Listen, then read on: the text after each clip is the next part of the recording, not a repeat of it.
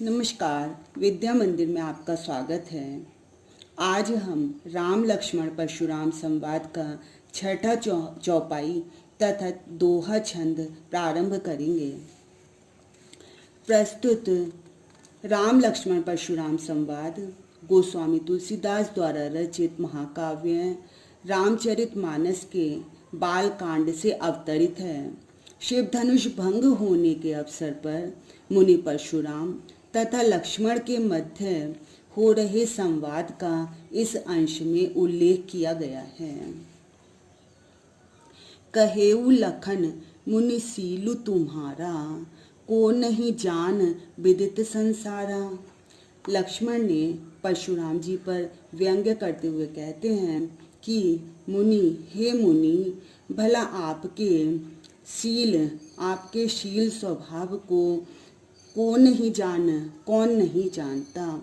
विदित संसारा, सारा संसार इसको जानता है, सारा संसार को ये विदित है। माता पिता उरिन भय नीके, गुर रिनु रहा सोचू बड़ जी के।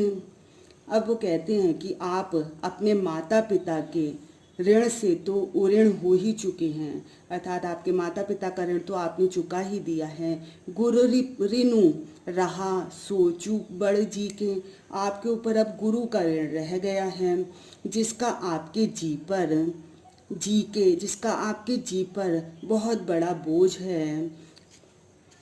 सो जनु हमरे ही माथे काढ़ा, दिन चली गए ब्याज बड़ बाढ़ा। अब वो कहते हैं कि वो जो आपके ऊपर गुरु जी का ऋण है वो आप हमारे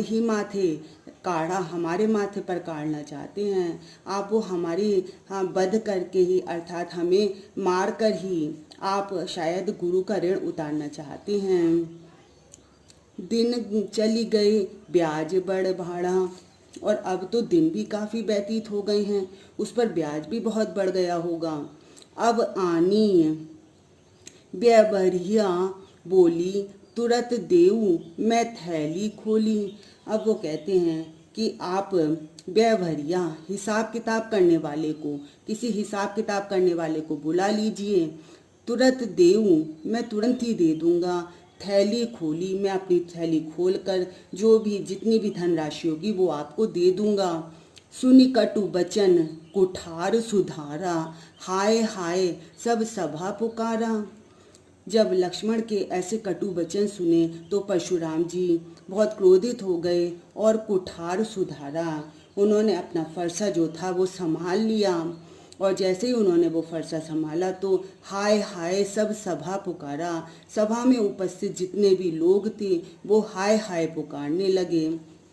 भृगुबर परसु देखा बहु मोही, विप्र बिचारी बचौ नृपद्रोही। जब उनको फरसा संभालते हुए देखते हैं तो लक्ष्मण क्या कहते हैं कि भृगुबर परसु देखा बहु मोही, आप मुझे फरसा दिखा रहे हैं। विप्र बिचारी बचौ नृपद्रोही, मैं तो आपको ब्राह्मण समझकर बार बार लड़ने से बच रहा था।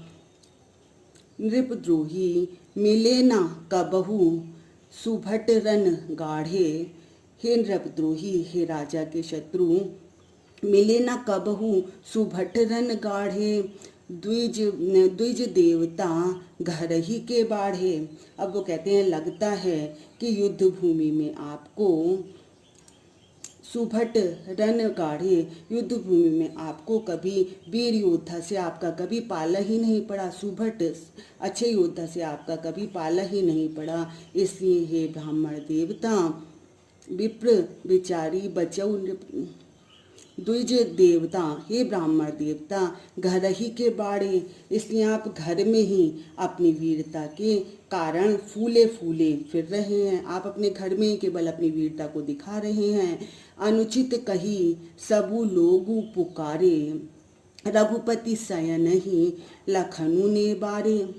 जब ये इस तरह से लक्ष्मण बोले तो सभी लोग पुकारने लगे, अनुचित, यह अनुचित है, यह अनुचित है। इस प्रकार से सभा में उपस्थित सभी लोग पुकारने लगे। तब रघुपति सह नहीं लखनऊ ने बारे। तब रघुपति ने, श्री राम ने लक्ष्मण को सह नहीं, आंखों के इशारे से, आंखों के संकेत से लखनऊ ने बारे, लक्ष्मण को शांत कर दिया, बोलने से रोक दिया। लखन उतर आहुति सरिस, भृगुबर कोपू कृषाणु, बढ़त देखी जल सम बचन, बोले रघुकुल भानु। लक्ष्मण के उत्तर पर परशुराम जी के क्रोधाग्नि को भृगुवर कोपू कृषाणु, भृगुवर परशुराम जी की क्रोध अग्नि को की ओर अधिक भड़काने वाले थे। जो ये रघुपति जी के जो वचन, लक्ष्मण के जो वचन थे, वो परशुराम जी की क्रोधाग्नि को और अधिक भड़काने वाले थे।